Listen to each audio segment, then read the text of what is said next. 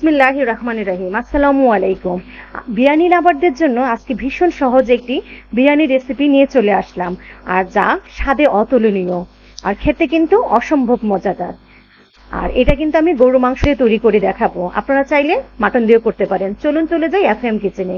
এখানে আমি 1 কাপ তেল নিয়েছি আর নিচ্ছি 5-6টি পেঁয়াজ আমি কুচি করে নিয়ে ভেজে নেব। এখন এখানে একটা স্টার এনিস, 4টি ছোটো এলাচ এবং 2টি তেজপাতা, 2টি দারচিনি, আধা চামচ শাহজিরা, 4-5টি লং দিয়ে আমি ভেজে নেব। এখন এখানে দিচ্ছি 1.5 চামচ আদা বাটা এবং 1 চামচ রসুন বাটা দিয়ে আমি ভালো মতো কষিয়ে নিব, মশলাটা যেন কাঁচা গন্ধ না থাকে। এখন এখানে আমি 1 কেজি গরুর মাংস ছোট ছোট কিউব করে কেটে নিয়েছি। কেটে এখন মাংসটা দিয়ে আবারও কিছুক্ষণ ভেজে নিব।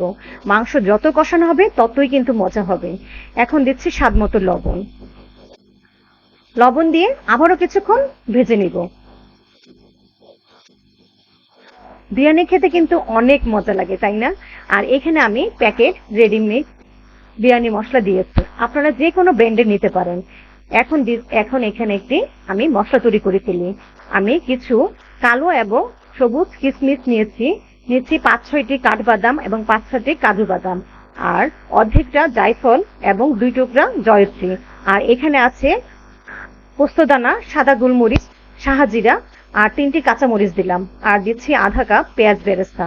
কিছু পানি দিয়ে আমি এখানে মজাদার একটি মশলা তৈরি করে ফেলবো। আর এই মশলাটা বিরিয়ানিতে দিলে খুবই মজা হয় বিরিয়ানিটা। এখন মাংসটা যখন কষানো হয়ে যাবে তখন আমি বিরিয়ানির মশলাটা দিয়ে মাংসটা আবারও কিছুক্ষণ কষিয়ে নিব। দেখতে তো পাচ্ছেন কিভাবে কষাচ্ছি। এখন আমি ব্লেন্ডারটা ধুয়ে কিছু পানি দিয়ে আবারও কষাবো। মাংসটা কিন্তু এভাবে কষাতে কষাতেই সিদ্ধ হয়ে যাবে। আর মাংসটা সিদ্ধ করতে আমার প্রায় 40 মিনিট সময় লেগেছে। দেখেন মাংসটা কিন্তু আমার সিদ্ধ হয়ে গিয়েছে। এখন আমি এখানে 1 কাপ বাটার মিল্ক দিলাম। এখানে আমি আধা কাপ দুধে 1 চামচ ভিনেগার দিয়ে আমি বাটার মিল্ক তৈরি করে রেখেছি। আপনারা চাইলে টক দই দিতে পারেন। দিয়ে আমি মাংসটা রান্না হতে থাকুক, সেই ফাঁকে আমি আলু ভেজে নেই। আর বিরিয়ানিতে কিন্তু আলু খুব মজা লাগে। আলুটা আমি হালকা সিদ্ধ করে এখানে মরিচের গুঁড়া এবং লবণ দিয়ে তেলে ভেজে নিয়েছি। এখন আমি সেই ভাজা আলুটা দিয়ে আবারও কিছুক্ষণ মাংসটার সাথে রান্না করে নিব, যেন আলুটার ভিতরেও মশলা ঢুকে। এখানে আমি 1 কেজি পোলার চাল ভালো মতো ধুয়ে পানি ঝরিয়ে নিয়েছি। পোলার চালটা দিয়ে আমি ভালো মতো ভেজে নিব। প্রায় 5-6 মিনিট আমি ভেজে নিয়েছি। কিভাবে বুঝবেন পোলার চালটা ভাজা হয়েছে? যখন সনসন একটা শব্দ হয় তখনই বুঝবেন। আর এখানে আমি 1 কেজি পোলার চালের জন্য দিয়েছি 1.5 কেজি পানি।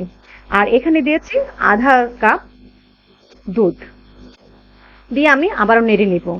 নিয়ে আমি উপরে দিয়ে দিলাম 3-4টে কাঁচামরিচ, কেওড়ার এসেন্স এবং এই আধা চামচের মতো গোলাপ জল। আবারও আমি দিচ্ছি স্বাদ মতো লবণ, এটা চালের জন্য।